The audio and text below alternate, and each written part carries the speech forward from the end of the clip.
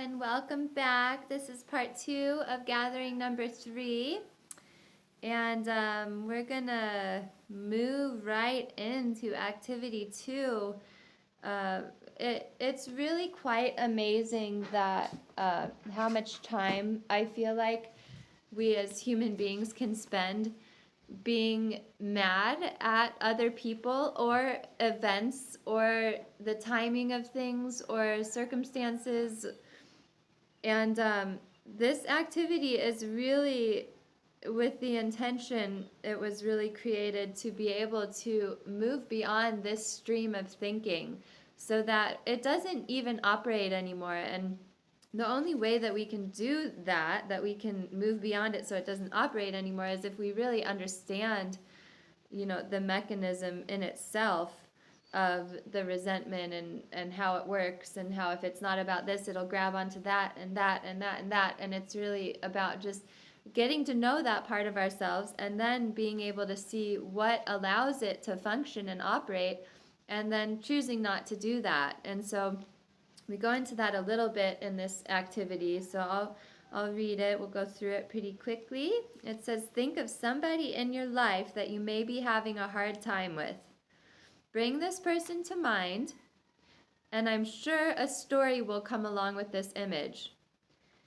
Feel how this story immediately stresses out your body, your heart, and if you're pregnant, your baby. Make a vow right now to not allow resentment to poison you anymore, you or your family. The first step is to completely drop the story that's upsetting you. No more thoughts that do not feel good about this person.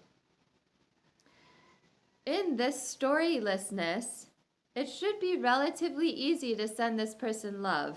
It should be pretty easy to send them blessings or, wish for their success.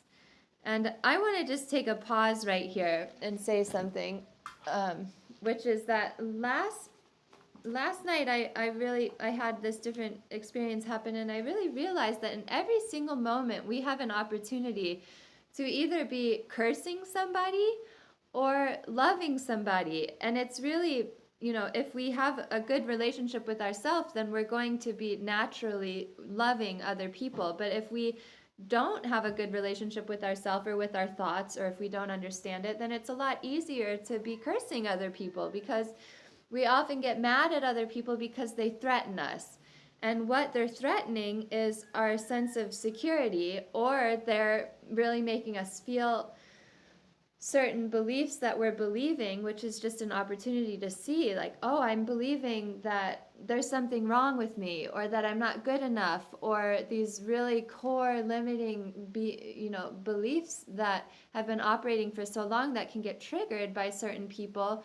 And it's not them that is the problem. It's our belief in these beliefs that's the problem. And so if we get mad at someone because of what's coming up within us and what we're feeling, then we're not accepting what's coming up in ourselves. And then it's going to be harder to love whoever's in our life, regardless of if it's that person in particular or other people, because it's always going to be triggering this deeper sense within us. And so it's really about, the last session we talked about accepting whatever we're feeling, and really stepping into a life of allowing ourselves to function freely, allowing energy to move freely through us, and not getting hung up on these particular things that don't feel good. So we'll go back to this activity. It says, send them blessings from your heart with absolutely no story. Act as if they're your own child. What kind of love do you want to share with your most beloved child? Send it to this person that you're having a difficulty with.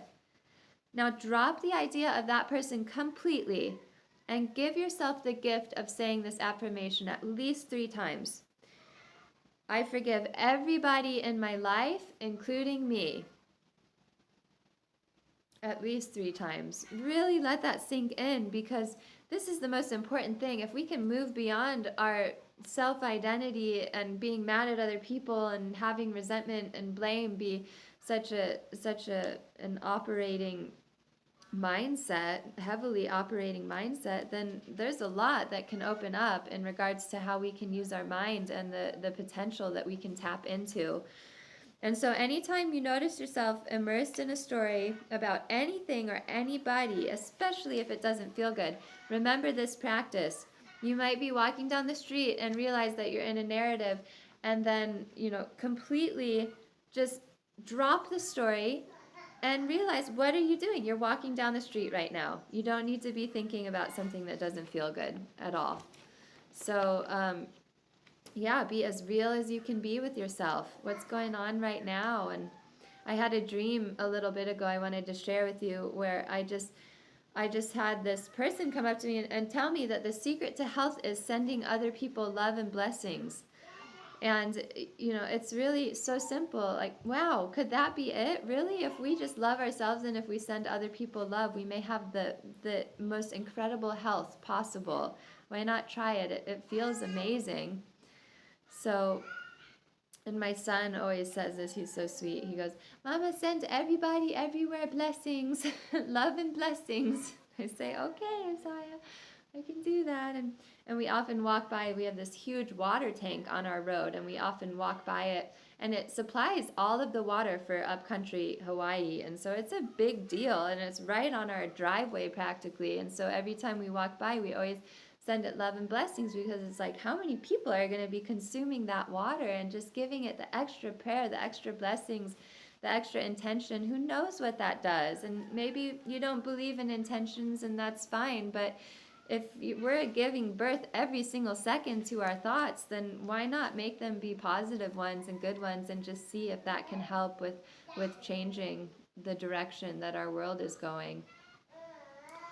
So now it's your turn to create, and I will show you in a moment what I created, but this is going to be this is a beautiful project. You'll need pictures of you and your beloved, who you got pregnant with, who is the father of your child, of course, and you're going to be having glue, tape, pen, paper, poster, or cardboard, and you're going to kind of make a blessing board for you and your partner, who's your parents to be. And so this is really going to be setting an intention for your family, and this is going to be pretty important.